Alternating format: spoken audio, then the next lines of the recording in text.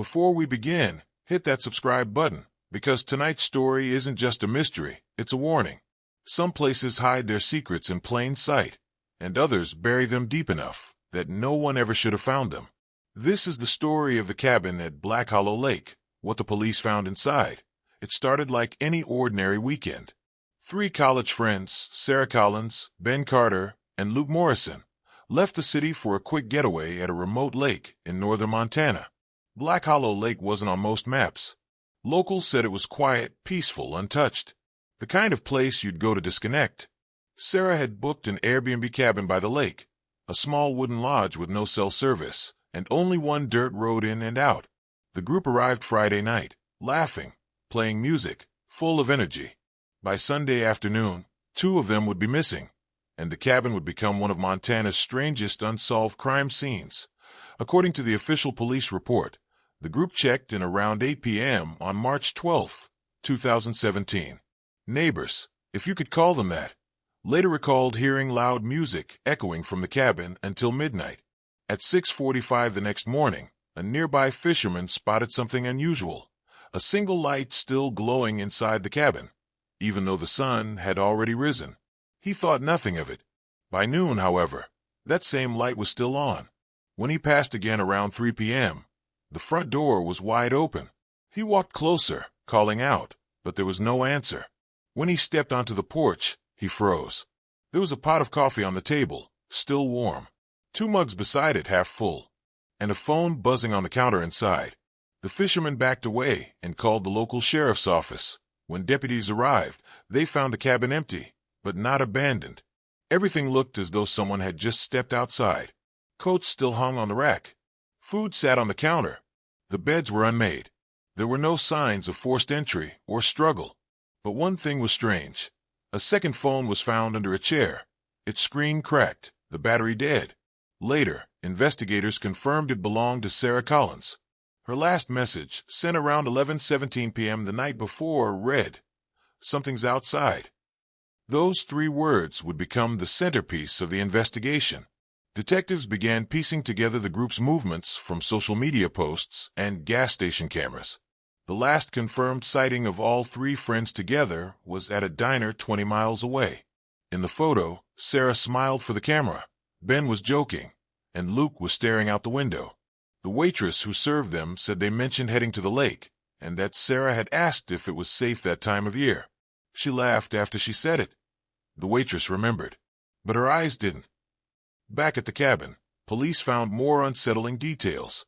Near the back door, there were faint muddy footprints, barefoot, small, like a child's. But there were no children anywhere nearby. And when forensic teams checked for prints, they couldn't match them to any of the 3 friends. Investigators later confirmed the prints were only partial and couldn't determine how long they'd been there. Still, the implication was chilling. Someone else had been inside the cabin that Sarah's car was found parked by the dock, key still in the ignition. The lake was calm, silent, undisturbed. Divers searched its murky depths but found nothing, no bodies, no evidence, nothing to suggest an accident.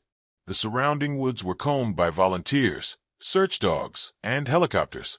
They found scattered belongings about half a mile from the cabin: Ben's wallet, a water bottle, and a torn map with the word Ridge circled in blue ink. That was it. The sheriff at the time, Henry Dalton, described the scene as unnervingly normal. "It's like they just evaporated," he said. "Everything was where it should be, except them." But a week later, a discovery deepened the mystery. A trail camera, belonging to a local hunter, captured footage near the lake around midnight on March 11th, the night the group disappeared. In the footage, headlights approached from the dirt road, then stopped.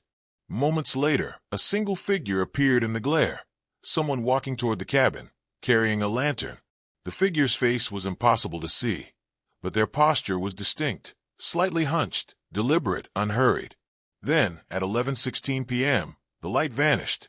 The same minute Sarah sent her final message, "Something's outside." Searchers found no lantern, no extra vehicle tracks, nothing to suggest who that person was. But the timestamp matched perfectly. Police were baffled. They ruled out the fishermen, any nearby residents, and known criminals in the area. No one fit the timeline. Locals whispered that the figure belonged to the lake's caretaker, a man who'd lived there decades earlier before disappearing himself in 1989. Officially, his cabin had burned down after a storm. Unofficially, people said he never left. Over the following months, the case attracted national media.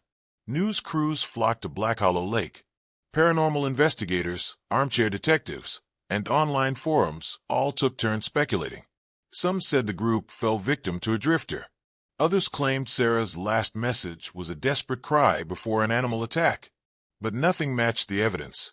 No drag marks, no blood, no footprints beyond the mysterious child-sized ones near the back door. And the most chilling detail came later, when search teams discovered a small wooden carving buried near the fire pit, shaped like three stick figures holding hands, one of them missing its head. The cabin was eventually sealed, declared unsafe, and left untouched for years. Yet strange reports kept surfacing. Campers claimed to see a light flickering inside long after it should have been empty. A YouTuber who snuck in for a video claimed he heard whispers coming from the woods. Police later fined him for trespassing, but even they admitted his footage showed something odd. A shadow moving across the window when no one else was inside. In 2021, 5 years after the disappearance, the property was sold.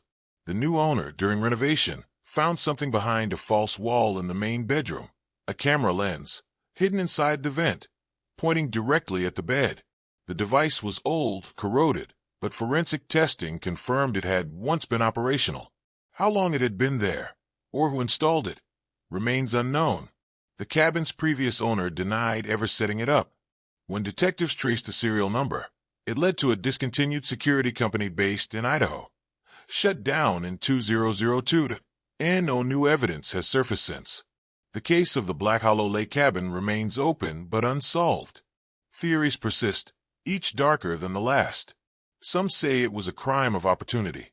Others believe it was something planned, a lure for travelers who'd never be missed.